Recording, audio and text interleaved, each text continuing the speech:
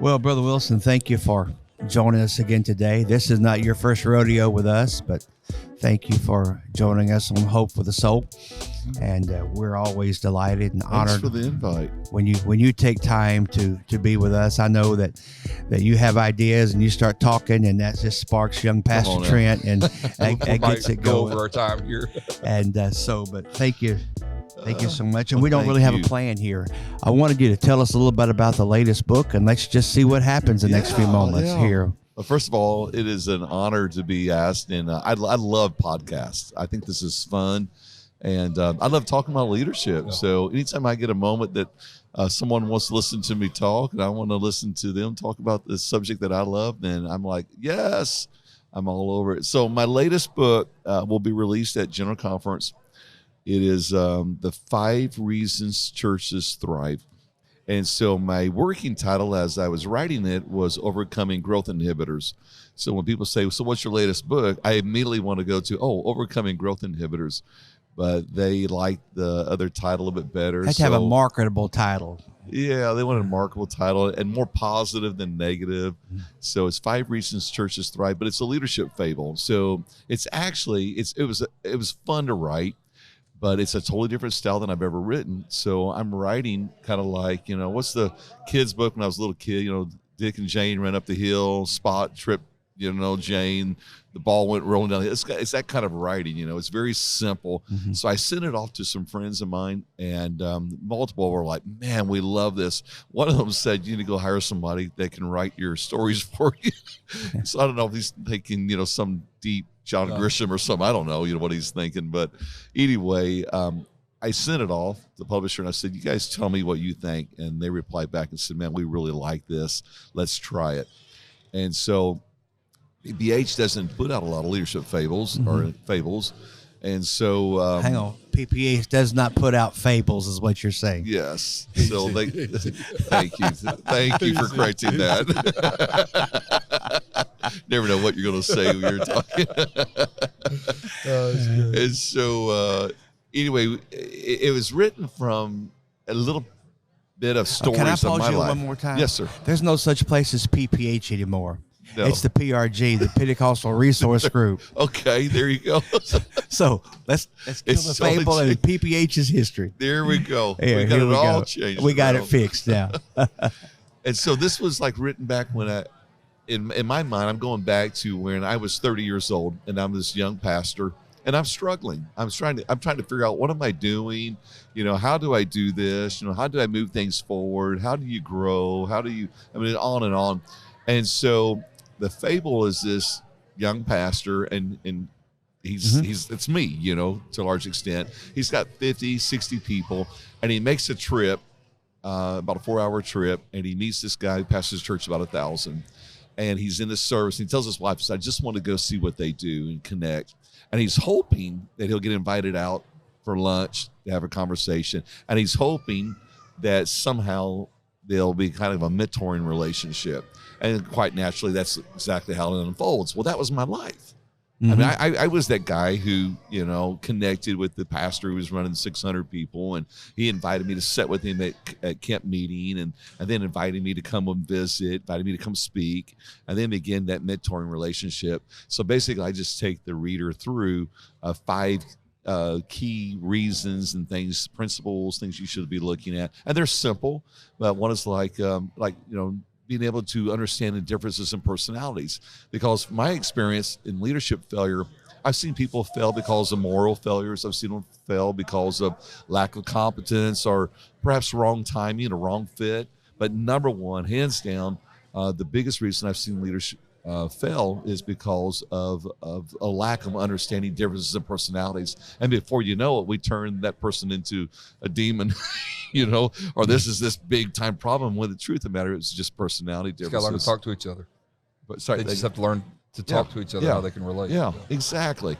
And so it goes through that and the structure. There's just different pieces to it. And of course, the last 30%, maybe 25% of the book is the practical application of all that. But it's fun because then the story weaves in fly fishing, which I love to do. I've got a story, part of the story, they're eating at a restaurant. Well, in my mind's eye, I can see that restaurant. It's on a river over in East Tennessee.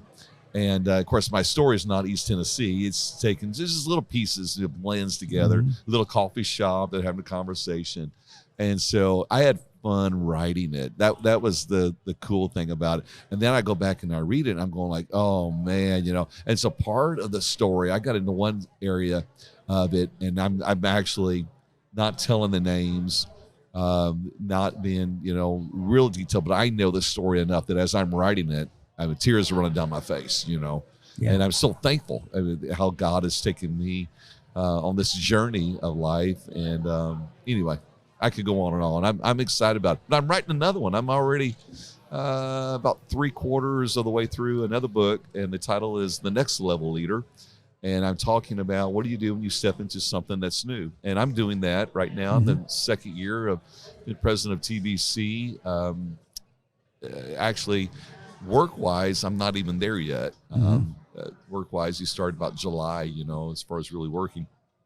And so I'm coming up on that 2-year anniversary. And so I'm a next level leader. I'm stepping into the next level. And so my first chapter is you have to be stretchable. You can't be rigid and expect, you're going to expand. You're going to have to step into new areas that you never experienced before.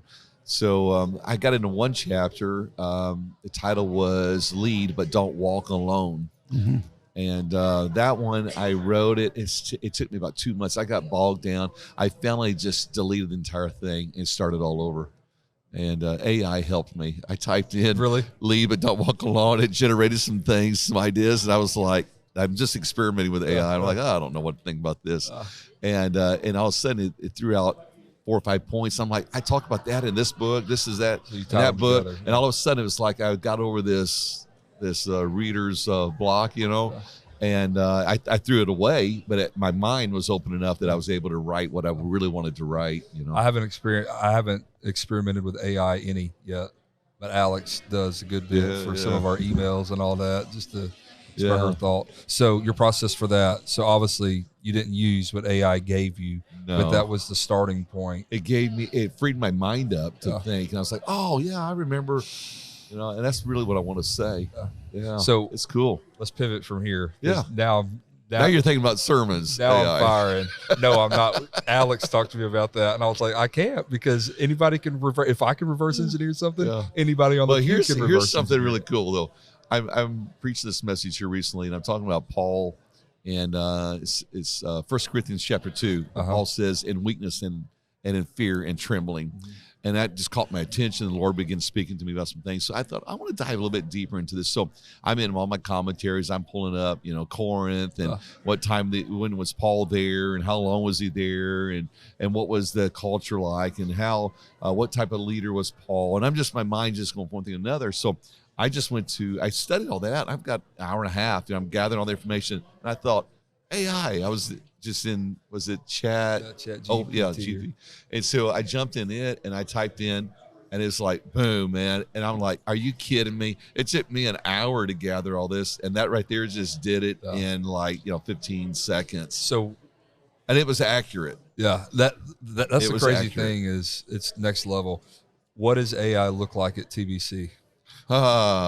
So we just got new software that we signed a contract, and we actually start training the first week of August for Turnitin, and it is a plagiarism software, and it will detect 98% of AI. Wow! So look out! It's going to be fun this first semester.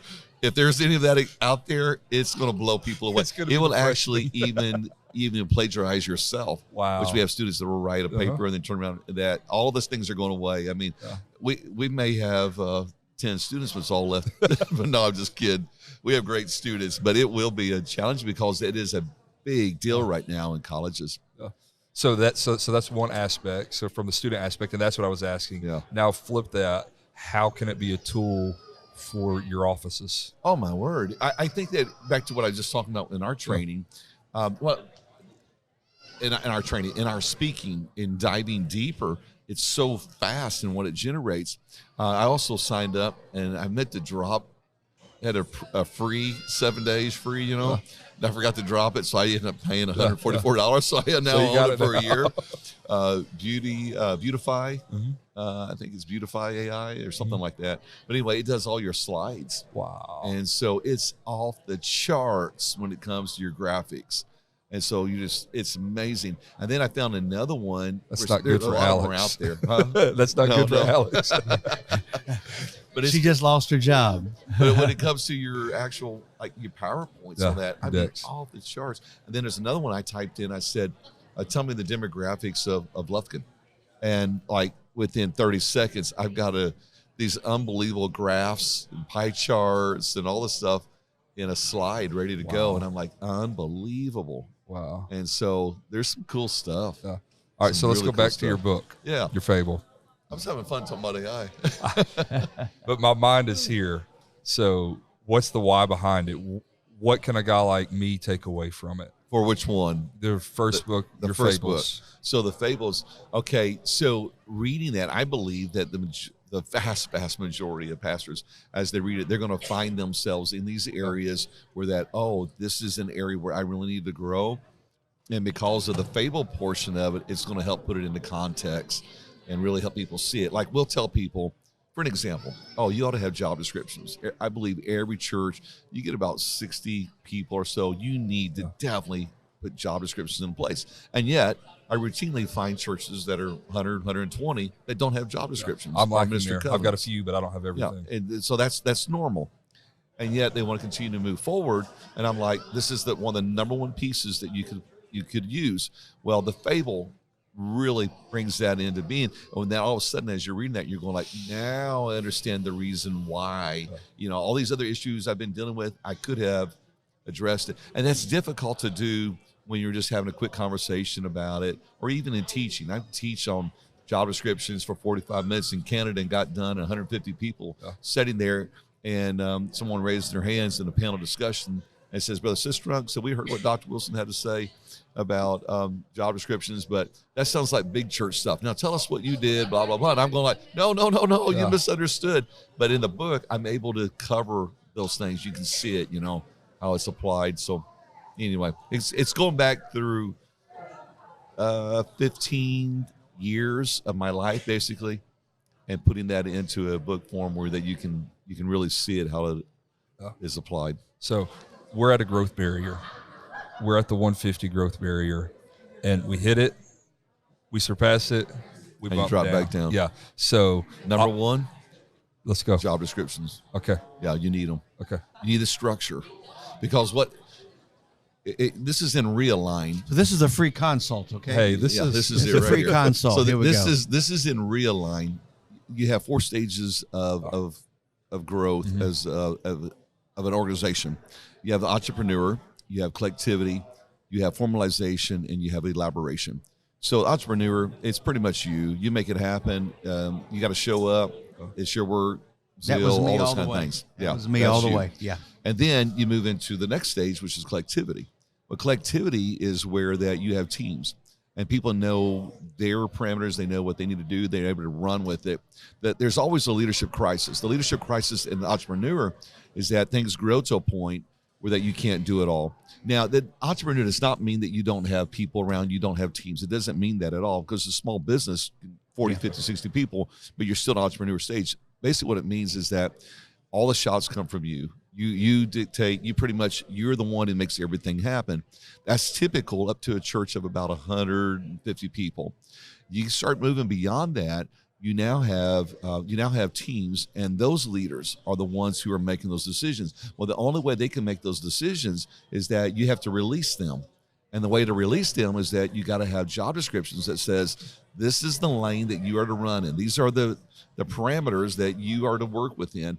And then they work within that. And then they come back, and this is where structure comes in. You now have a monthly meeting. My dad was an entrepreneur pastor. So the decisions that were made around the dinner table after Sunday service. Oh, yeah. And then when I got older, it was family come over. Hey, let's make the decision, move forward. Well, how do you do that with, the guy who oversees the ushers or the guy who does whatever that's not family? And then you got to have those meetings. Well, I remember my brother started putting meetings in place, and I remember my mom going like, he's got too many meetings. I'm like, well, Mom, if he doesn't move the meeting beyond the dinner table on Sunday, you'll never get there. And I talk about that in the book. I mean, that illustration is in the book. And so you've got to move that beyond yourself, and that's in collectivity. Now, eventually, there's another leadership crisis. The leadership crisis is that when it comes to big decisions like amount of money or maybe say personnel or whatever would be big, they all come back to you.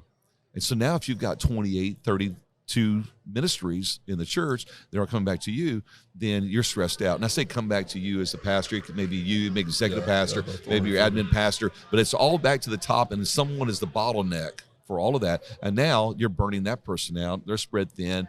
It takes a lengthy process before they can move forward and make decisions and move things forward. And so now you got to have systems in place. Systems, and a lot of people think, oh, a system. We've got systems. No, you have a person. If that person drops off, it's over with. You don't have a system. And so a system may be like, okay, our budget for this year is $1 million. And we know that the youth is going to use, spend $80,000. So the system is that you have access to $80,000 you can use, and you can let balloons go up in the air, $80,000 tied to those balloons, and release them. But you're going to answer back to a budget committee, and they're going to ask you, why did you release $80,000 in balloons? And so you have a system in place for that. And so putting those things in place, it becomes difficult, because then senior leadership begins feeling as though that they're far removed from what's taking place on the peripheral, and then they don't really know what's going on with those individuals, and they have to take more time. They got to work with the systems, and it's a difficult transition. And so it takes time getting there. So I want to go down this rabbit hole all day long, but not everybody who listens is doing what you and me and Dad do. So how can we apply this to the guy who's working in a machine shop, to the guy who's working in tech industry? Absolutely. How can we apply breaking a growth barrier in an individual life versus an organization like we run? Yes. And so I'm glad you said that. So a friend of mine who was vice president of Northrop Grumman, he's got all kinds of degrees, Harvard degrees. He was an atheist for 19 years. Wow. The only time he's been to a Pentecostal church is when I took him to Haiti. And he went into an apostolic church. It was a blast. Still have fond memories of that. He told me, he said, I don't understand all the Christian stuff. I don't understand all the church stuff. This is in 70. I said realigner. This is actually in 70. He said, I just want to tell you, he said, that's hands down the best leadership book I've ever read in my life. Oh. And so I had the executive producer of Daystar read it and say the same thing to me. So this is the best leadership book I've ever picked up. And so it's very, very applicable. I mean, it's those principles of those four stages of a organizational, we call it organizational life stages of organization. And so those four research has been done all over the world, and in all types of business, nonprofit, for-profit, governments, the list goes on and on. And when you start seeing it, once you learn it and you start seeing it, you can see it in an organization of all different types. You can see even in a larger organization when they start something new. It could be in a church, it's a new ministry. It could be a business. Oh, we're going to start a new business, or we're going to start a little piece of our business. When you do that, all of a sudden it's back to the entrepreneurial stage.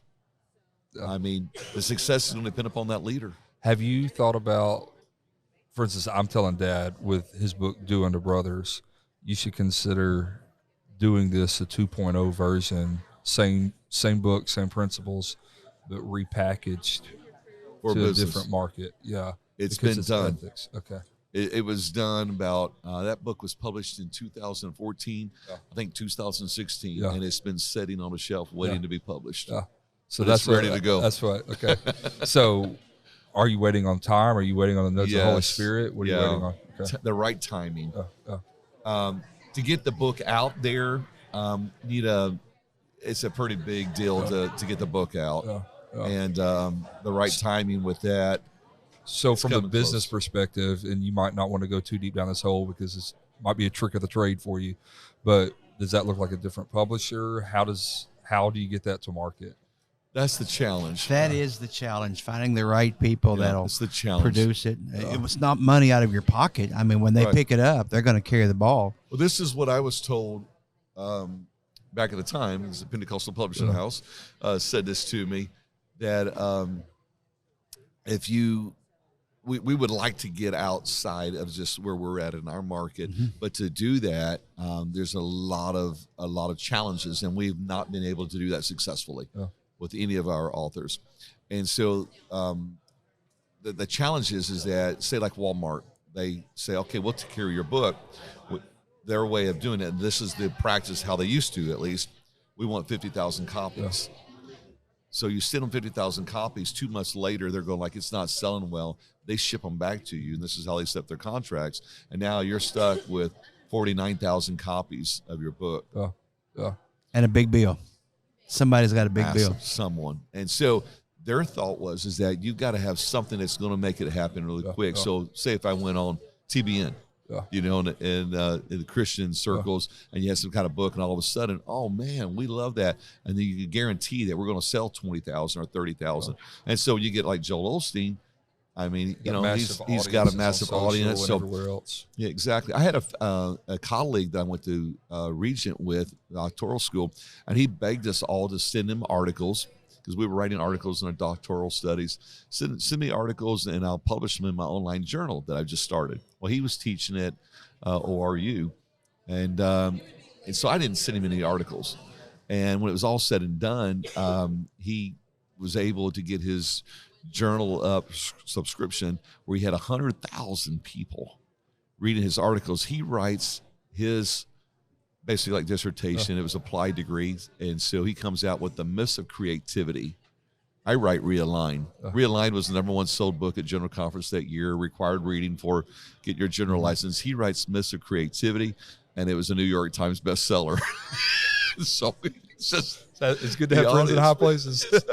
But he had 100,000 people that was already following him, that he was able to market his book to. And so from that, he ends up in Google. He spoke at Google 3 times, the top 50 thinkers around the world. He's got a new book coming out. And I'm like Daniel Pink. He's got all these authors that are like, this is a great book, blah, blah, blah. And I'm like, you know. So what's your marketing strategy? Like, because I feel like he's like a startup. It's an entrepreneur. It's a whole different industry. It's 100%. So like, and I'm self-publishing. I'm not using a publisher at all. That's what. Do you do anything special, or do you rely all on publisher for that? Me personally, I rely on the publisher. But here's another thing too, on the publisher side of it, was that I was told early on, like, we're going to take a chance on you. This is the first book. We're going to take a chance on you. The reason is because you've been writing for the Pentecostal Herald at the time for about 6 years. You have a little bit of a name. We know that you're in a transition. This is 2012. You'll be traveling a bit more. But in order for us to do all that, we need you to go back and interview someone for every chapter. So I had Raymond Woodward, Mark Morgan, Tim Zuniga. So I'm tapping all these people that people know, and I'm interviewing them at the end of my chapter. And that was how I was able to even get my first book published. And then after that, you start developing somewhat of a name, and then, I don't have to jump through those hoops, but then I did. So it's challenging. This is the deal that, like, we've talked about some, because in the context that our market, for lack of a better word, is, the self-promotion thing has a negative connotation. It's difficult. But if you don't promote, then you can't get it out there. Yeah. So, like, maybe speak not just to us, but to people in general. Like, that's tough. What's your thoughts on that? Or do you even want to speak to that? I think it's tough, because some people have been able to do that, and yet they hear the negative statements, but they've been able to do that even within our somewhat movement organization. They'll have thousands of followers on social media, and they can Google whatever. I mean, not Google. They can post whatever, and people will be like, share. And man, that's not who I am. I try to do that. It doesn't go anywhere, And so it's difficult. I don't know what those answers are. I know for me, this is for me only. What I have done is that I have a nonprofit organization called Equipping Leaders. So I continue to put that on every book. Everything I do is equipping leaders. And now that I'm speaking, I'm traveling more and more. I do all that from Equipping Leaders. And so my reason for that is that I want to build something that lives beyond me. Yes. And so I've got a team of people now that are leaning in for Equipping Leaders. And we have done a lot of work behind the scenes for several years, almost 6, 7, 8 years. We've got a lot of things in place. And at the right time, those things will start coming on. And so that will become the promotional vehicle as opposed to me, which right now I am equipping leaders. I'm the face of equipping leaders. My books are, but that won't always be. Yeah. And when that happens, I think it'll be a great blessing for a lot of people. That's what we've done for him, and we've just built a website and we're rolling that out. Yeah. But I've got a business mentor that tells me you have to create space between your church and your name. For instance, he's in the medical industry and real estate and all kinds of stuff like that. Yeah. But Rob tells me, like, that his name is nowhere on his websites. He's not on social. He's created distance. Separate. But in the church world, that's hard. I think it's very healthy because sometimes we can go too far into the name and too far into the personality. Yeah. But that's something that, like, we're trying to find. Well, how do you combine a leadership conversation without a leader? Yeah. Right. And so it's very difficult to separate. And Maxwell is, of course, he's Maxwell. So it's hard to, like, say this is how to do it, but I get it. I get the difficulties in it. I'm still working my way through it. Man, I think in what I'm doing, the time will come that we can help a lot of other people. Yeah. I really believe that. With equipping leaders. I'm talking about, let me just back up. We can help a lot of other people to be able to get past that hurdle. So the young guys are leaning in right now and going like, I believe in what you do. I can't go back and create. I don't have even your name. I can't do that. But can I join in and be a part of it? I'm going like, absolutely. And so we're building the team. And I think in time, equipping leaders will be the brand, and that we can produce books. We can do all kinds of things, and we will have a large following. And that both in the church and business. And so a lot of the guys that are leaning in are business guys, and they're very, very successful. So equipping leaders can have, under the umbrella, can have personalities for, like, that would be like Ramsey Solutions has different personalities. Correct. So that is, I love that. That's great. And then be able to tap into business, the church, I mean, all over the board, and a variety of things. So we were looking at equipping press for book publishing. And so we had some guys coming together to make that happen. So we got a lot of people leaning in. The challenge there is that everyone that's doing that is either, full-time in ministry or full-time or bivocational or, they're very, very busy. Now you're trying to tap that in. And many of them, one of the my business partner with all that is works for a major company. And then on top of all that is finishing his doctorate. He's an assistant pastor right now, 4 kids, and the list goes on and on. So we're getting the breadcrumbs from his busy life and trying to use that for equipping leaders. He keeps saying that as soon as I get done with my doctorate, I'll be able to have 15 to 20 hours that I'll devote to equipping leaders. And so we'll see. So the cloud's moving. Yeah, very slowly.